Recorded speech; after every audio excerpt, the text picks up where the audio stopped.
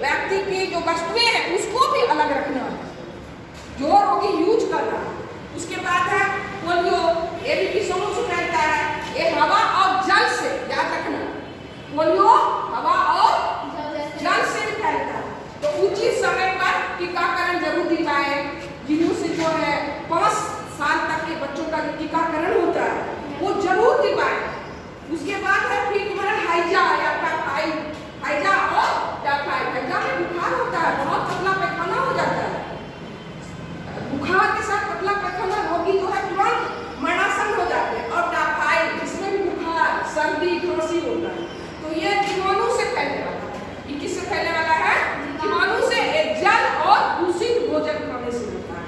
व्यक्तिगत को साफ सुथरा रहना चाहिए व्यक्ति को, और अच्छी जो है आदत होना चाहिए, हाथ धो के खाएं, शौच के बाद भी हाथ धोएं और साफ सुथरा, और भोजन को जो है कच्चा नहीं रखें, उसको अच्छी तरह से पकाएं, तो हैजा नहीं होगा और टाइफाइड नहीं होगा।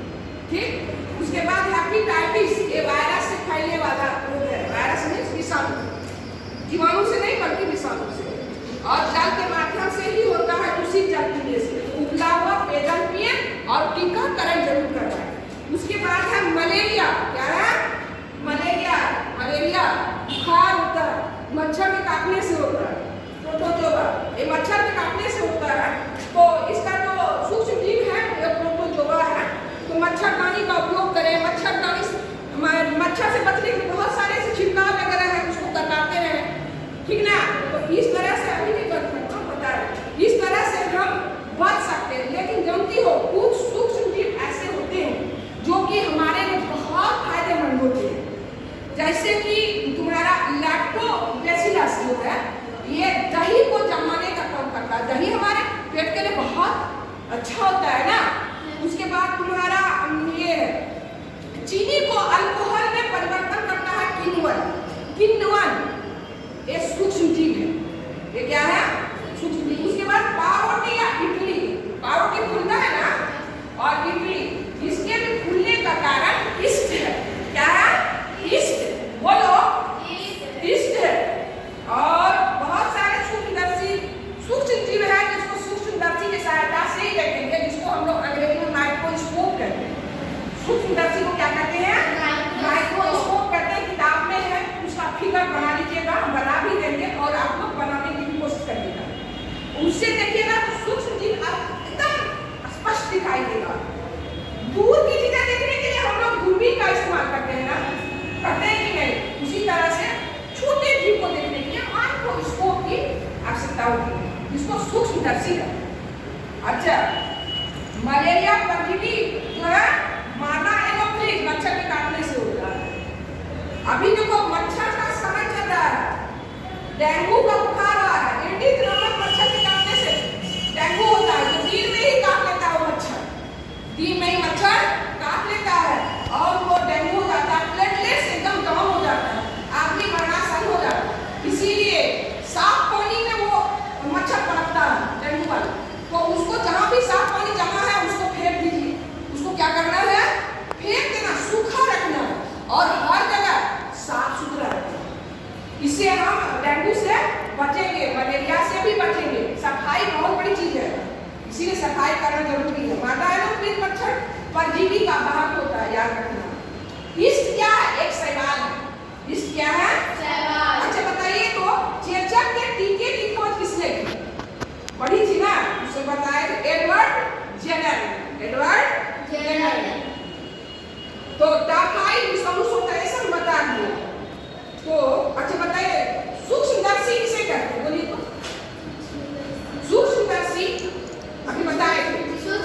सूक्ष्मदर्शी जो छोटे जीवों को देखने वाला यंत्र है। यंत्र है। देखिए आपके किताब में भी है ये सूक्ष्मदर्शी, इसका दिखला रहे हैं, देखिए यही है सूक्ष्मदर्शी, ये है ना सूक्ष्मदर्शी है। देखिए देख रहे हैं ना, सूक्ष्मदर्शी को देख लिए, और सूक्ष्म जीव को भी आपको दिखलाएंगे। देखिए ये बहुत सारे सूक्ष्म जीव है, ये सब देखिए क्लेमाइडोमोनास है, स्पायरोगायरा है, अमीबा है, पैरामीशियम है, ये सभी प्रोटोजोआ है। राइजोपस है, ब्रेड मोल्ड जिसको कहते हैं। पेनिसिलियम है, एक्सपेरिजिलस है, स्पाइरल जीवाणु है, और ये अमीबा क्या है? जीवाणु है, छड़नुमा जीवाणु है। ये देख लीजिए, देख रहे हैं ना? Yes ma'am. ये सभी सूक्ष्म जीव है, ये सूक्ष्म जीव का संसार है। तो इसीलिए हाथ धो के खाना चाहिए। मान लीजिए कि हमारे हाथ में भी चिपका हुआ और हम भोजन कर लिए तो वो हमारे पेट में चला जाएगा ना, तो फिर हम बीमार पड़ेंगे। इसीलिए कि वो हर जगह है। और ये मिट्टी जो सड़ता है, मिट्टी में बहुत सारे पत्ते वगैरह जो सड़ा करके जो खाद बनता है, तो वो कौन सड़ाता है? हमेशा वो सूक्ष्म जीव ही तो सड़ाता है। कौन सड़ाता है? सूक्ष्म जीव सड़ाता है। इसीलिए सूक्ष्म जीव सड़ाता है, फिर वो खाद बनता है। तो हमारे लिए बहुत ही फायदेमंद है। अगर सूक्ष्म जीव नहीं रहेगा तो जो कोई मर जाएगा, बहुत सारे जीव जंतु मरे पड़े रहते हैं, कुछ दिन के बाद वो बहुत दुर्गंध करने लगता है। तो दुर्गंध सूक्ष्म जीव ही तो कराता है, सूक्ष्म जीव ही सड़ाता है, तलाता है, और कुछ दिन के बाद खत्म हो जाता है, मिट्टी में मिल जाता है। समझ आए ना? तो हमारे लिए बहुत फायदेमंद भी है और हानिकारक भी है, दोनों। तो हानिकारक है तो उससे हम बचेंगे। अभी कैसे कोविड हुआ, तो वो वायरस है, कोरोना वैक्सीन लिए तो सूक्ष्म जीव जो है वो वायरस कमजोर हुआ, वो तो रहेगा ही। वायरस एक ऐसा चीज है जिसको कोई सजीव मानता है तो कोई निर्जीव मानता है। वायरस सजीव और निर्जीव के सीमा रेखा पर रखा गया है, उसको हम विषाणु कहते हैं।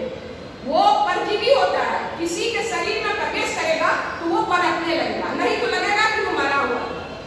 समझ रहे हैं ना? तो इसीलिए उसको कुछ वैज्ञानिकों ने सजीव और निर्जीव के सीमा रेखा पर